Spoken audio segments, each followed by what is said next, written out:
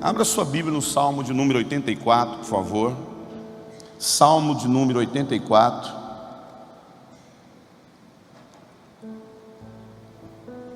A partir do verso 1.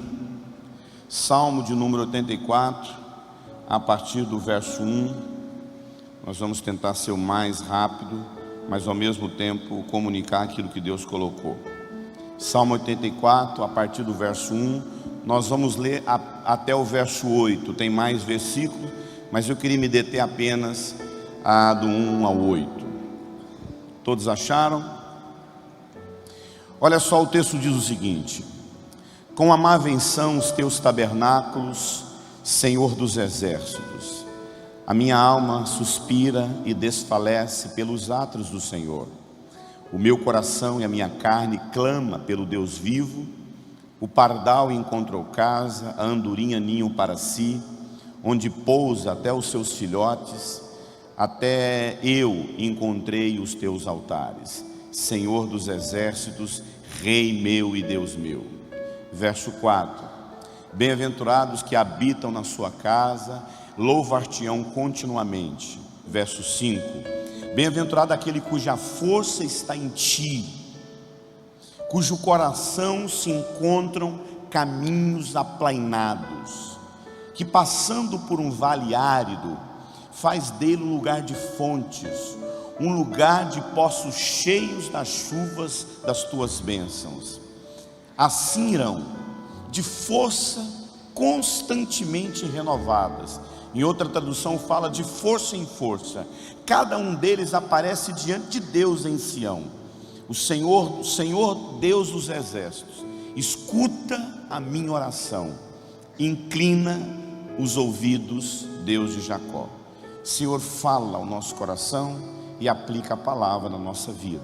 Por Jesus que oramos, amém. Além da beleza que esse salmo esse está entre aqueles salmos que são poesia para os nossos ouvidos. Esse salmo é com certeza, e eu quero que seja assim nessa noite, cura para as nossas vidas. Esse salmo tem sido cura para a minha vida. E é interessante que quando você olha no verso 5, acompanhem comigo aí o verso 5. O texto sagrado diz: bem-aventurado o homem cuja força está em ti, cujo coração se encontram caminhos aplainados. Você poderia repetir comigo? Cujo coração se encontram caminhos aplainados.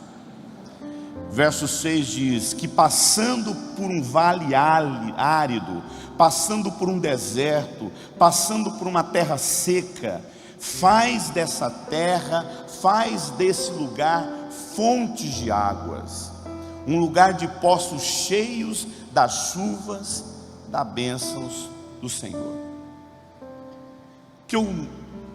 Dentre as duas coisas que mais me chama a atenção nesse texto, a parte que mais me chama a atenção é essa parte onde diz: faz de um lugar árido, um deserto árido, um lugar de fontes de águas e de chuva, cobre aquele lugar.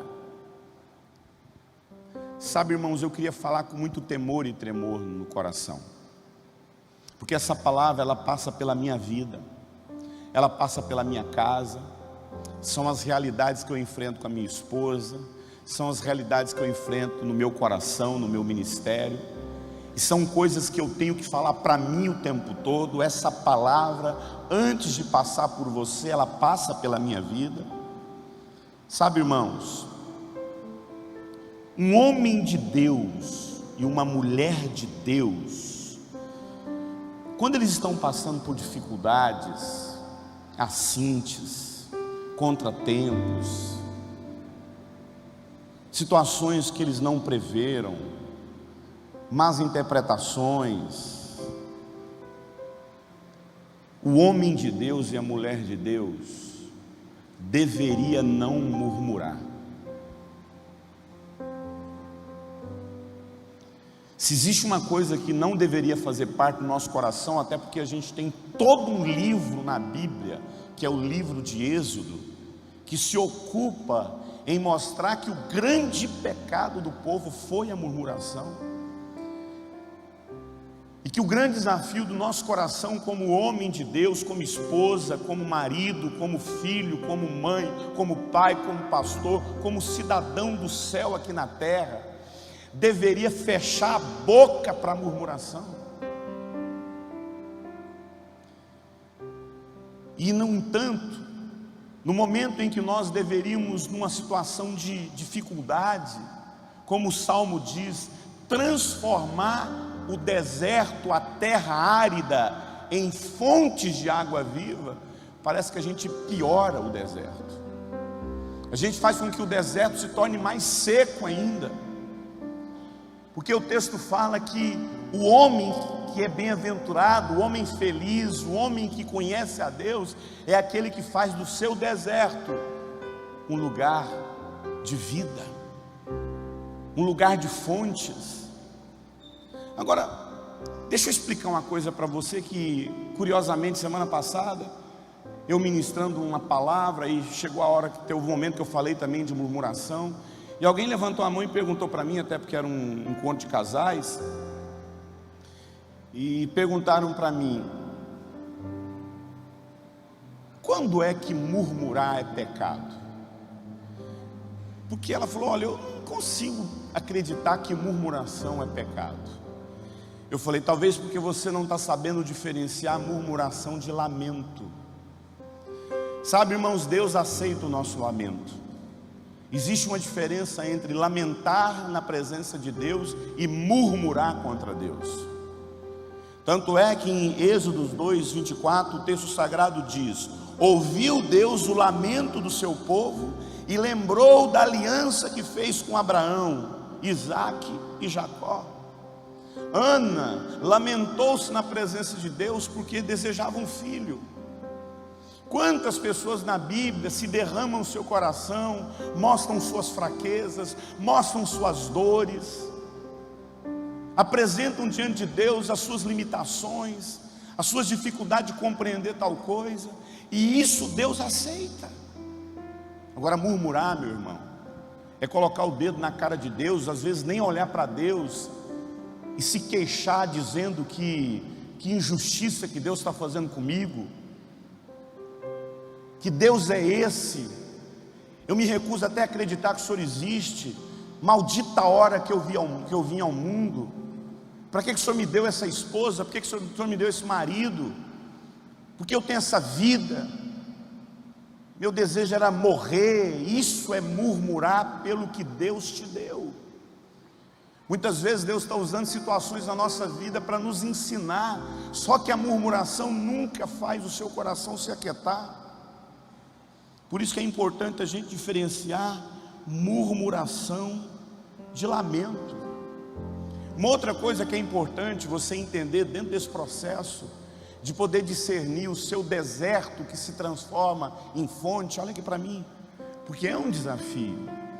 Como é que eu posso transformar um deserto em fonte de água da vida? Como é que eu posso discernir? Primeiramente, entendendo que eu e você temos condições em Deus de transformar qualquer situação, seja a situação mais sem vida, porque deserto árido fala de situações sem vida. Recentemente, eu meditando, eu descobri uma coisa bem interessante. Eu tenho uma esposa, quem conhece Osana sabe disso, que tem uma capacidade assim quase fora do normal de suportar dor física. Quando Osana chega a reclamar de uma dor, é porque a coisa está séria. Tanto é que eu já tive situações assim de ter uma dor e ela fala assim: larga de ser frouxo, rapaz. E ela tem uma capacidade de sentir dor, muitas vezes até sem reclamar. E quando ela chega a dizer que aquilo está doendo muito, e na verdade isso é uma característica nem só de Osana, isso é uma característica de mulheres. mulheres suportam mais dores, elas conseguem arrancar a sobrancelha sem expressar uma única dor, assim. Já viu a sua esposa tirando a sobrancelha na frente do espelho? Elas não expressam, elas não esboçam nada, elas fazem assim, ó. Aquilo é estranho. Fala para ela tirar a sua sobrancelha para você ver o homem. A gente morre de dor, meu irmão. Aquilo dói a alma. Ora, por que eu estou falando isso? Eu não sei se você já conseguiu olhar para a vida e conseguir separar dor de sofrimento. Nem toda dor precisa ter sofrimento. Talvez seja um dos maiores desafios da nossa vida, é separar aquilo que dói daquilo que sofre, daquilo que dói daquilo que produz sofrimento. Muitas das vezes, querido, as dores que nós passamos na vida se tornam piores, porque a gente agrega essa dor no sofrimento. A gente agrega essa dor, lamento, um sofrimento, murmuração. Muitas vezes você está passando por uma situação que o peso que você traz sobre esse problema é tão, você interioriza isso tanto para dentro de você, aquela situação que está acontecendo em volta de você, aquela situação que está ali te produzindo desconforto, você traz aquilo tanto para dentro do seu coração, que aquilo agrega em você sofrimento. Todo sofrimento tem dor. Amém? Mas nem toda dor precisa ter sofrimento. Por isso que o texto diz: passando por um deserto, faz dele um lugar de fontes. Sabe, irmãos, Deus nos leva em situações, às vezes a gente passa por situações difíceis, situações que Ele nos leva até para um deserto. Mas põe um negócio na sua cabeça: Deus nunca leva você para um deserto para te amaldiçoar. Deus nunca nos leva a uma situação de dificuldade, nos permite muitas das vezes para nos amaldiçoar, para destruir nossa vida, para destruir seu casamento. Nunca Deus produziu algo na sua vida para te destruir. Nunca Deus produziu algo na sua vida, permitiu algo para acabar com o seu casamento, para destruir seus filhos. Até porque a palavra de Deus diz que quem veio para matar, roubar e destruir é o diabo.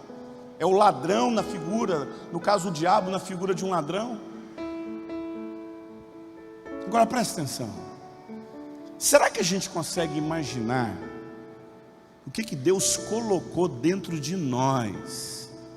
Você consegue imaginar o poder que Deus colocou dentro da sua vida, para que você tenha condições nele de produzir uma situação, de transformar uma situação de total escassez de vida, deserto árido, situações difíceis, momentos de precipitação, situações onde você mesmo errou, erraram com você, situações de perdas.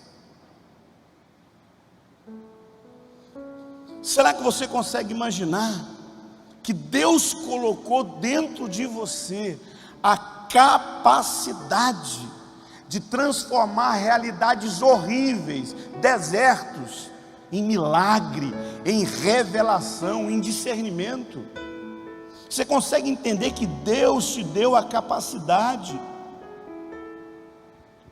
de transformar situações difíceis na sua vida em momentos de testemunho? Mas toda vez, amado, que uma dificuldade bate, que uma luta entra na nossa vida, que um imprevisto acontece, seu marido comete um equívoco, faz uma negociação errada, sua esposa está passando com uma situação de saúde, por conta de algo que vocês não planejaram, seus filhos estão passando por um processo de transição, de uma adolescência, um equívoco do seu filho, O momento onde o seu filho mete os pés pela cabeça, sua filha engravida, seu marido se equivoca, seja lá o que for, qual situação for, situação até que fere a sua dignidade, a gente imediatamente senta para murmurar, reclamar, em vez de buscar de Deus discernimento em transformar aquele deserto em fontes de água da vida. Sendo que a Bíblia falou que a gente tem condição. A propósito, amados, quando eu vejo uma situação dessa, sabe o que a gente se torna? Meninos. Eu tenho uma menina de 3 anos. 90% das queixas da vida dela gira em torno no fato dela não ganhar aquilo que ela quer. 90% dos choros da minha filha Sara orbita em volta dela estar chateada, chorando, irritada por não ganhar aquilo que ela quer. E muitas vezes nós nos tornamos como meninos mimados, como bebês espirituais, com os nossos mimimis, com os nossos chiliques. E a gente leva isso para a vida adulta. Aquilo que a gente fazia na infância, a gente traz para a vida adulta. Ao invés da gente aprender, ao invés da gente entender em Deus como é que a gente pode transformar uma situação dessa em bênção. Alguém diz como é que um cristão pode sofrer. Só um cristão pode sofrer, porque o cristão consegue ver sentido no sofrimento. O cristão é o único filho. Como é que um filho de Deus passa por isso? Só um filho de Deus pode passar por isso. Porque um filho de Deus, amado, não vai petrificar a alma. Um filho de Deus não vai transformar a vida dele no inferno só porque deu alguma coisa errada.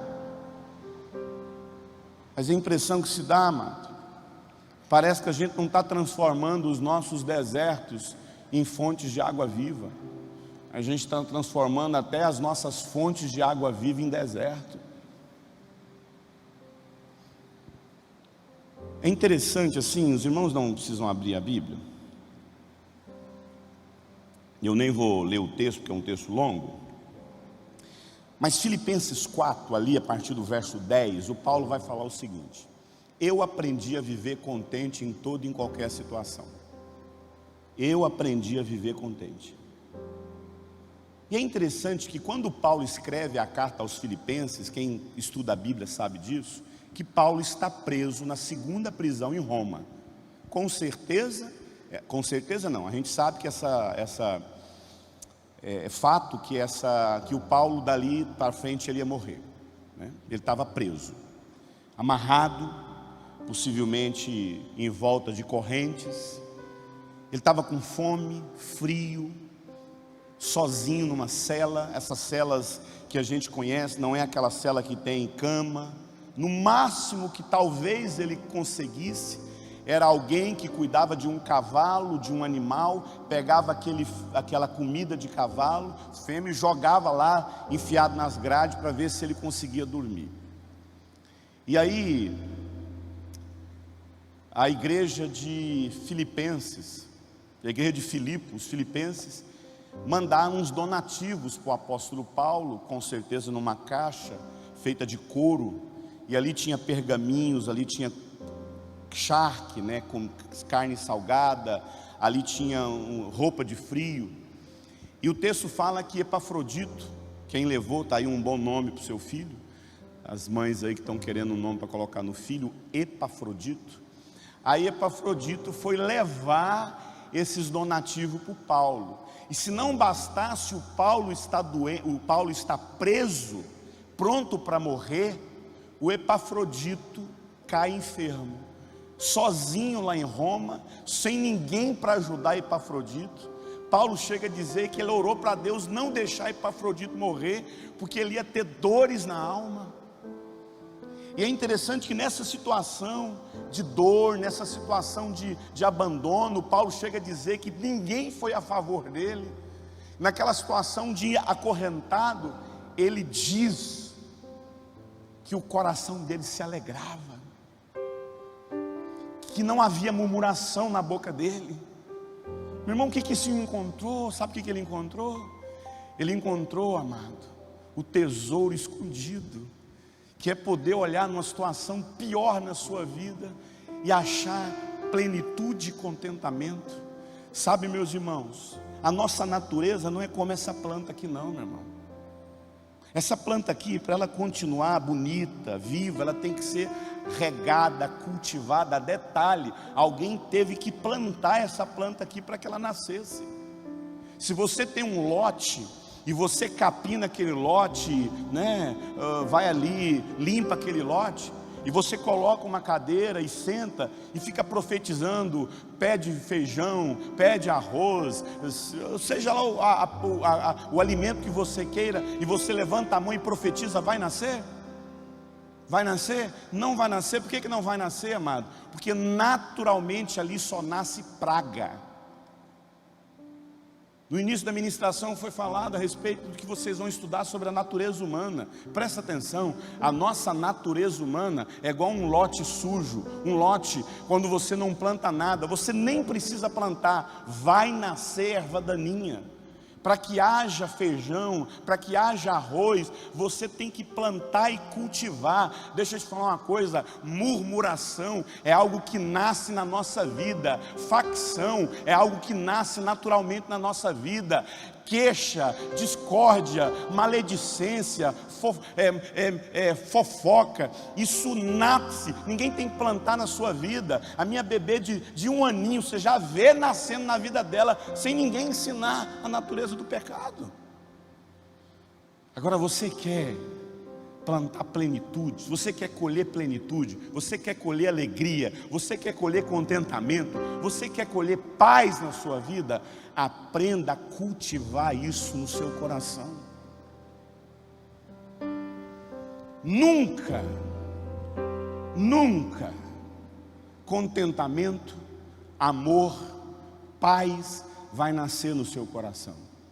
Você tem que aprender a cultivar isso na sua vida. Naturalmente você murmura. Uma pancada na quina de uma mesa, 7 horas da manhã, te faz murmurar. Mas se você não tomar uma decisão de falar, eu vou louvar, eu vou agradecer, eu vou ter um coração grato, passando pelo vale árido, faz dele um lugar de fontes, um lugar de poços cheios de chuva, cobertos de bênção. Diga comigo, Deus me deu autoridade de fazer milagre, de fazer chover, de brotar água. Quem quer ter o dom aqui de fazer chover, meu irmão? Então começa na sua vida, amém? Começa profetizando na sua vida, começa profetizando no seu deserto. Mas infelizmente, amado, como eu já disse, a gente está transformando até mesmo os nossos jardins em desertos. Eu acho interessante, assim, olhando para esse texto, né, que eu li, que mais à frente fala o seguinte no verso 7: de força em força. Verso 7, olha aí no verso 7. Eles irão de força em força, constantemente renovados, irão de força em força. Agora eu queria trazer uma outra palavra de exortação em amor. Texto sagrado no verso 7 diz: eles irão com forças constantemente renovadas. Numa outra tradução fala, eles vão de força em força. Olha aqui para mim. Eu sou uma pessoa que eu decidi não abrir a boca mais para falar mal de bandido.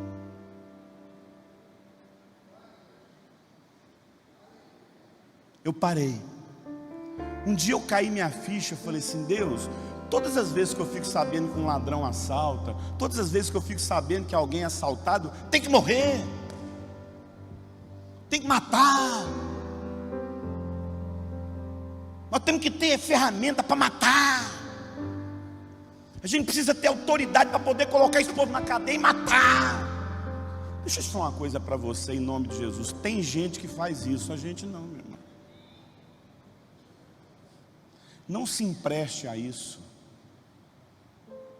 No mundo é assim, entre vós não é assim. Nós somos do outro povo, nosso espírito é outro. Um dia chegar para Jesus e falar assim: Senhor, o João, manda fogo, mata tudo. Não falou isso para Jesus? Jesus olhou e falou assim: vem cá, de que espírito você é?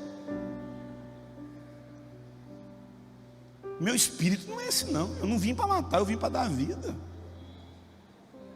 Então eu vou falar uma coisa para você, amado. Eu tomei a decisão de não alimentar mais meu coração com esse tipo de coisa.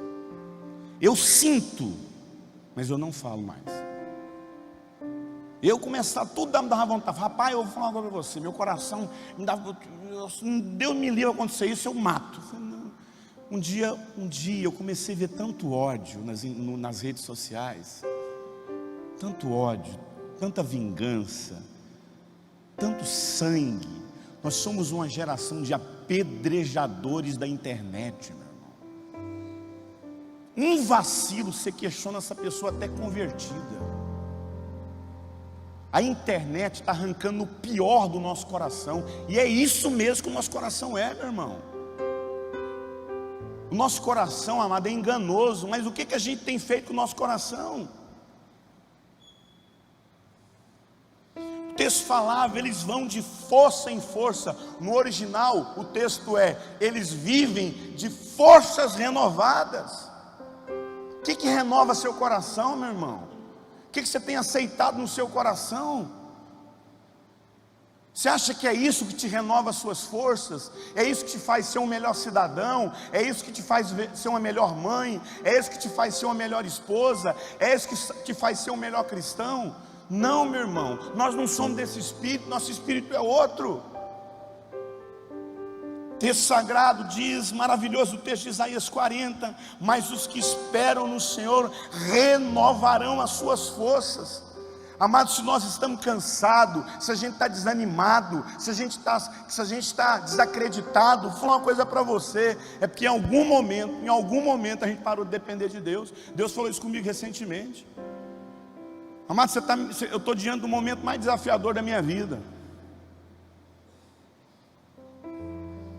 Um momento onde tem tudo para parar. Um momento onde o prejuízo veio, onde a dificuldade bateu, onde a situação aparentemente parece assim, meio sem solução, ministerialmente falando. Mas posso falar uma coisa para você? Eu nunca me senti tão renovado, tão desafiado, tão convicto que Ele vai revelar mais, tão convicto que Ele vai me dar uma direção, tão convicto que eu estou sentindo o cheiro de chuva, meu irmão. Ele faz do deserto fontes de chuva. No momento mais difícil é o momento que a gente tem que sentir, está vindo chuva aí. Amado, eu estou esperando, meu coração não está desanimado, mas para isso eu tive que tomar uma decisão. Eu não aceito isso no meu coração. Estou animado, estou convicto que Deus quer usar minha vida, estou convicto que Ele quer, que ainda melhores coisas virão. A palavra de Deus diz, Ele fortalece o cansado e dá vigor àqueles que andam sem força. Em nome de Jesus, você vai sair daqui dessa noite com as suas forças renovadas, com a boca pronta para profetizar chuva no seu deserto. Quem quer profetizar chuva no seu deserto? Amém. Pare de abrir. Então, pelo amor de Deus, pela misericórdia de Cristo, não empreste a sua boca para piorar seu deserto. Profetiza. De que espírito você é? Espírito de desânimo, de murmuração, de queixa. E para a gente chegar aí nos finais, No verso 5 diz, eu quero voltar no verso 5, porque esse é o ponto que eu queria chegar no final com você. Bem-aventurado o homem cuja força está em ti. A gente não coloca as nossas forças em cavalos. A nossa força não está nas armas desse mundo, até porque as armas da nossa milícia não são carnais. Nossa força não está na política, não está no governo. Por mais que é importante, isso faz parte de uma sociedade para que ela caminhe em paz. Nós dependemos dele. É Ele que me faz ser um bom marido, é Ele que me faz ser fiel, é Ele que me faz ser exemplo, é Ele que me levanta, é Ele que me dá força. A nossa força está em ti, e o texto fala, cujo coração se encontram caminhos aplainados. O que mais me chamou a atenção nesse salmo é o homem cujo coração se encontram caminhos aplainados. Como seria um homem de coração aplainado? Esse texto me lembra lá, aquele texto lá de Isaías 40, quando é a profecia do Messias. Não tem como você ler corações aplainados se você não lembrar da profecia do Messias, que inclusive João Batista também falou essa profecia.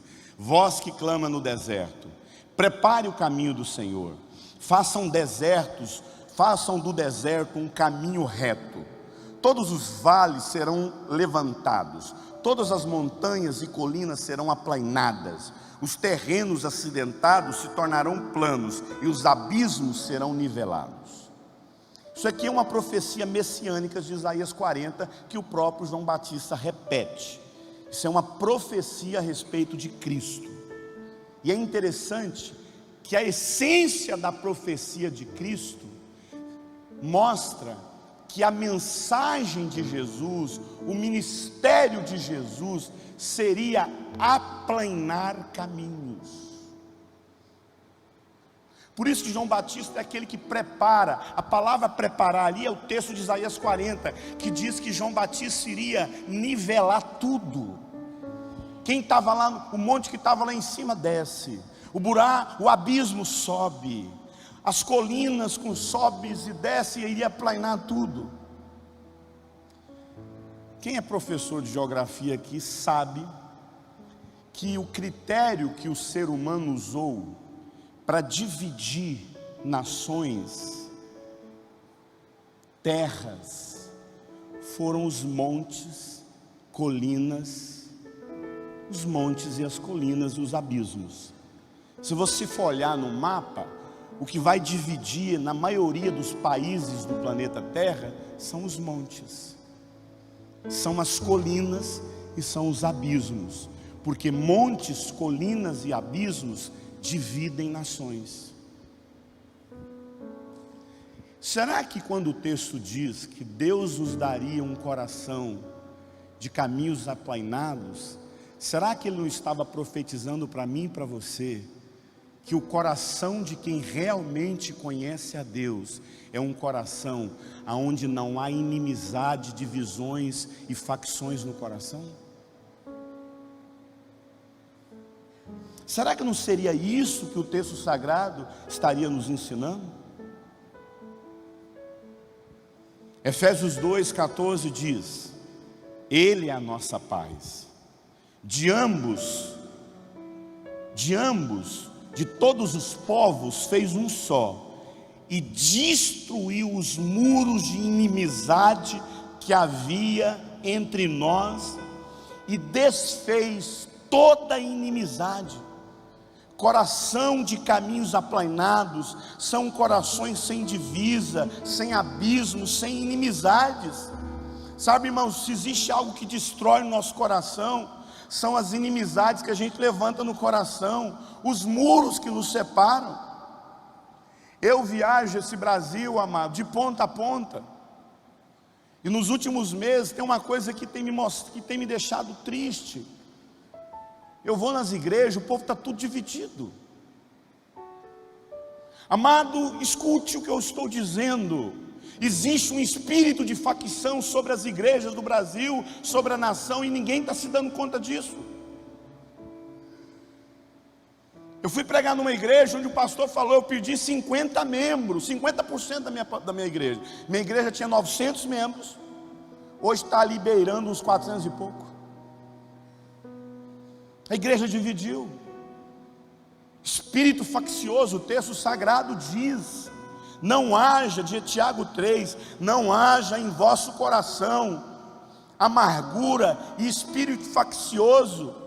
Vocês não se gloriem disso, pois agindo assim vocês negam a verdade. Porque onde há ciúme, onde há espírito faccioso, ali há confusão e toda má obra. O que está acontecendo, amado? Nós temos que, em nome de Jesus, o próprio Senhor Jesus se ocupou na sua oração, orando para que haja unidade no meio do povo. Corações aplainados, amado, é esse coração onde não há muros, onde não há divisas, onde não há abismos e montanhas que para você não acessar. Deus sabe o que eu preciso tratar no meu coração em relação a poucas pessoas que eu ainda preciso abrir meu coração. Essa palavra aqui passa por mim. Talvez na minha vida haja aí umas 2 pessoas que eu preciso dar uma aplainadinha no meu coração em relação a elas. Eu prego isso aqui, está aqui, o nome dela na minha cabeça aqui, ó. Minha esposa até sabe quem. E eu preciso derrubar do meu coração todo muro. Mas parece, amado, que tem gente que faz isso como filosofia de vida. Fulano morreu, eu não quero falar com fulano. Sabe, meus irmãos, a gente nasceu até, muitas vezes, até para ser bobo mesmo, de não querer esse espírito faccioso. Quanto há de amargura, vingança, sentimento faccioso no nosso coração. E nessa noite eu queria orar pelo nosso coração, amém? Eu queria orar pelo nosso coração, que esse não é o Espírito de Deus, amado. Bem-aventurado o homem que tem caminhos aplainados no coração, sem muros. Seu coração tem que ser um campo aberto, todo mundo acessa. É um campo verde, lindo, todo mundo sai correndo na direção dele. Não tem que ficar lá escalando, é uma luta para acessar seu coração. Meu irmão, para acessar o coração dessa pessoa, eu tenho que escalar uma montanha. Por quê? Porque não está aplainado, é tudo buraco. Para acessar seu coração tem que passar por um abismo. Para acessar seu coração tem que derrubar uma parede. Tem que pegar lá uma marreta e para tentar quebrar esse muro que divide seu coração. Pois bem, a palavra de Deus diz: Ele derrubou o muro de inimizade, meu irmão, que era contra nós. No final de tudo isso, esse coração vai te desolar de todo mundo. Quanto de muro de inimizade está aí no seu coração? Quem você não deixa entrar aí no seu coração? Quem você não deixa entrar na sua vida? Quais são os muros que você levantou, meu irmão? Quais são os muros? Quais são os abismos que você colocou no seu coração, que para as pessoas entrar, elas quase têm que se matar, porque elas vão cair nesse abismo? Para que tanto abismo? Para que tanto muro? Vamos contra, amado, esse espírito de divisão que está aí assolando a igreja brasileira. Famílias brigaram. Tá bom, passou, agora vamos esquecer isso, amado. Nós temos Natal para resolver isso, nós temos amigo secreto para resolver isso, nós temos Ano Novo para resolver isso, mas vamos resolver em nome de Jesus, amém, querido? Não vamos entrar no ano de 2019 com espírito faccioso, corações livres, corações aplainados, caminhos aplainados, não tem abismo mais. Existem pessoas aqui, amado, que levantaram muros nos seus corações, montanhas de amargura. Eu gostaria de orar com você e por você, amém? Existe uma promessa messiânica que Ele nos daria um coração aplainado. Eu tomo posse desse coração nessa noite. Quem toma posse desse coração? Então fala: Deus, me dá um coração aplainado. Derruba as montanhas, derruba os muros. Eu não quero me tornar um muro de pedra, uma montanha intransponível. Eu quero ser um vale, eu quero ser um campo onde todo mundo corre. Amém? Quem quer ser esse campo aqui, irmão? Amém? Então vem aqui, eu quero orar com você.